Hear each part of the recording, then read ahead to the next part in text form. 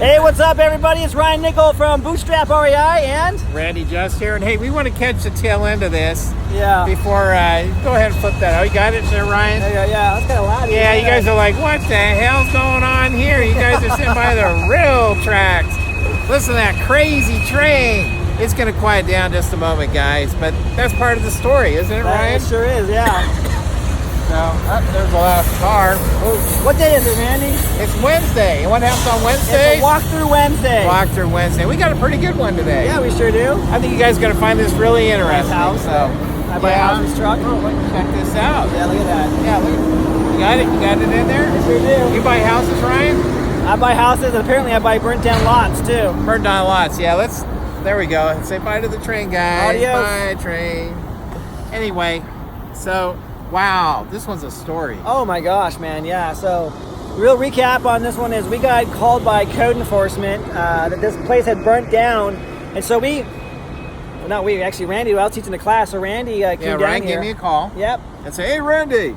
Get down there. Go on down there. So anyway, so he comes down, it's still like sizzling, like there's smoke simmering literally, everywhere. I could be down here with my hot dogs and my hamburgers, and I could have been like roasting those babies. I met with the seller out here, and there was just embers, smoke was coming off of it. Craziness. Fire department was out here.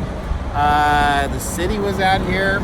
I think the building inspection, like the building inspector, and then I can't remember who the other guy was from the city. Yeah. Code enforcement, whatever. Something, yeah. And the seller was out here. And unfortunately, it actually burned down twice, right? It did, yeah. So it burnt down on a Monday, or Sunday to Monday, and it only burnt down that half of it, like the backside of it, like over this way. And then, what was it, like Wednesday morning? Like Tuesday night or Wednesday morning. Okay, it kind of happened because I think it was over here was it a Monday I was over here or a Tuesday? No, it was a Wednesday because I was teaching the class. Was it Wednesday? Yep. So I came over here Wednesday. So there was two fires that happened in a very short period of time. Yeah, I had a seller financing class and I had a live Q&A at 10 o'clock, so I couldn't make it. Yeah. There we go. Well, I came over here and that side of we'll show you in a minute, but that side was what caught fire that time, or arson, or who knows. Yeah, we don't. And anyway, the seller is over here. This older lady, and she didn't have insurance on the property. She didn't know what to do. I feel sorry for the circumstances, but she's kind of between a rock and a hard spot because the city was out here wanting to get this cleared. Well, the city and the neighbor. Let's go ahead and turn around real quick. Yeah, as a matter of fact, let's go ahead and flip it around. There we go. Actually, you can see some of the damage. Oh, that's right. This telephone pole is still charred.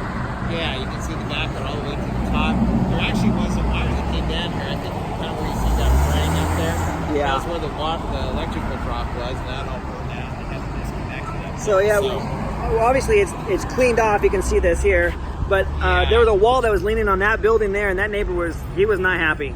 He was not happy. So we got it all cleaned up though. We did. Yeah, but we actually we took the wall up before we actually owned the property as a courtesy. We did, yeah. Yeah, that was a promise that we made to her, and how that worked was. And here, why don't you give like the full 360 here? We've got, and this is actually part of the story here. You guys look down this way, you see the train tracks a little bit. Can we see the tunnel over there, Ryan? Yeah, I got the. We got a little walkway, bike tunnel over here. Then we got some railroad tracks over the top. Tunnel where the vehicles come through. We actually have a name for this area. This is actually an important part of the story here today. We call that the can opener. Can opener, huh? Yeah, the reason they call that the can opener, if you come down here, see this or not. Let's make it see if it happened. It'll clear. Anyway, you see a sign there that says 14 foot 1 Oh, inch. he barely makes it. 14 foot 1 inch. Yep. Apparently quite a few vehicles, a fair number, I'm not sure how many, are taller than 14 foot 1 inch, and the top gets peeled back. That's why they call it the can opener. Oh, man. So that's one aspect of what's going on down there. That's not our property over there. Our property's over here. We cleaned the building up. 56,000 pounds later. Oh my gosh. Yeah, we had one of my crew members. They cleaned off 56,000 pounds of debris on this. Mostly embers, a lot of trash. Person had was kind of a hoarder. So can you imagine a hoarder inside a warehouse? Fire comes along, just weird stuff. Books, waterlogged stuff.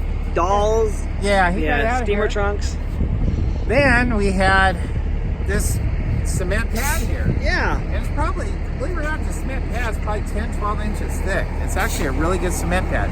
Several $1,000s. I know some of you were asking, well, geez, how much did you pay for the lot? Well, the seller's on the corner over there, and I just looked her square in the eyes and said, I'm sorry, probably the best I could pay you is maybe a couple grand, because I wasn't sure what was going to be involved as far as the clean off of the lot, what we needed in the way of permits and so forth for the lot to get it cleaned off. A lot of uncertainty. Yeah. But there were other investors that are hovering around here at the same time, but I guess they just like, well, what the heck do I do with this lot? There's we didn't even know, actually. We didn't even know, but for a couple grand, it's like you reach into your quarter, you know, your change jar, and you reach out and pay it. So made him an offer. The couch cushions, you can find enough change, and you can buy find it. enough change. So it's essentially bought it for change. And so what happened was, we cleaned it off, and like, what do we do? What do we do? There's no water here. There's no sewer. They're actually out there. They disconnected them once upon a time, and when they did the roadway and they improved the roadway out there, they disconnected those to the lot because they felt they didn't need them. So what do you do with a smaller lot? I think it's 0.09 acres, just electricity with a cement pad. And so Ryan and I were kind of brainstorming this, and we came up with hey, let's put some food trucks out here, right, Ryan? Yeah, I thought it'd be a great idea. We put a truck right there, a truck right there, and then a truck over there, and then we would have like picnic tables in the middle here. Yeah, some picnic tables with some kind of cover over the top. Yeah. And we were trying to do a rent survey, see what we could get. We're hearing different numbers. We heard everything from 0 to somebody paying $1,000 a month. High traffic location here. As you can tell, look at this. I mean, estimation is about 45,000 vehicles a day come through here. 45,000. Yeah. So it might even be higher than that. I mean, just look at this traffic here. They all see my sign. You know, in fact, one of the reasons why I parked this truck here was because of that. And we've had a few phone calls. We've had two phone calls. I think it's been here a week. And we got 2 phone calls, and we put an offer in on one of those houses. That's absolutely correct. Actually, one of the other houses they wanted us to buy, we just couldn't make it work. We had to politely pass, but definitely got an offer in on one. Okay. There's actually some stuff going on with this property. We kind of walked through it here a little bit. We got the train tracks here, which you saw earlier, the train coming. I think I heard another one coming. I think I heard another one coming. Yeah. And just a little bit of a learning lesson here. It was, how many feet was 50. it? 50? Yeah. So the railroad has a right-of-way of 25 feet to each side of the tracks. That's right. And we did some research, or like looking over here, here's another moving part. We're saying, hey, can we get our food trucks through here? Let's go check this out, right? Yeah, our food trucks, like how do we get our food trucks back here? Because there's a ramp right there. And so we went and did some research. We went to see if there was an easement ever, because the owner said there was at one point, but it was a verbal easement. Yeah, well, there was a council meeting. This is when you go down to the county. There's a council meeting, I believe, in 1956 that made some reference to all this. Yep. And so there's some access on the other side of this property right here, but the railroad has 25 feet. And what's going on here, and this poor gentleman here, because the railroad, they found out that they burned down over here. So they did some research, and my understanding is they sent the owner of this property a letter, correct, Ryan? I believe they did. And that's what they told me on the phone, at least. Yeah, because we were looking at leasing the land from the railroad for the here, which you can do, and we're going to get our food trucks in this way here. Well, this gentleman over here, apparently he does not have a lease with the railroad. That's our understanding. Yep. And this concrete, the fence, and so forth, he actually has it on railroad's property. Well, you know what, though? Hang on. This reminds me of something that the lady who bought this house from, you remember she said, hey, you know, my husband... This lot? This lot, he used to pay the railroad because that building that used to be here was built on a portion of the railroad's land, and so he got tired of paying them. And what did he do? Well, let's go and check it out. Yeah, Ryan's got that flipped around. Now you're going to look at this and go, "What the heck's going on over here? How come there's a line over here?" And there it is. So our assumption is that this area over here is railroad land. Yep.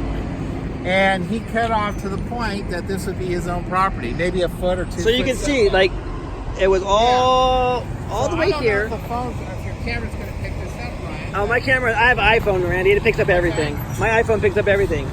So here's the line that he cut. Right. So you can see this line. And you follow all the way through that parking lot. You follow all the way. Uh-oh, look at that. Stoop. Yeah, so all of that on that side is railroad properties. And We were going to lease it from the railroad and tell the guy, hey, take your fence down.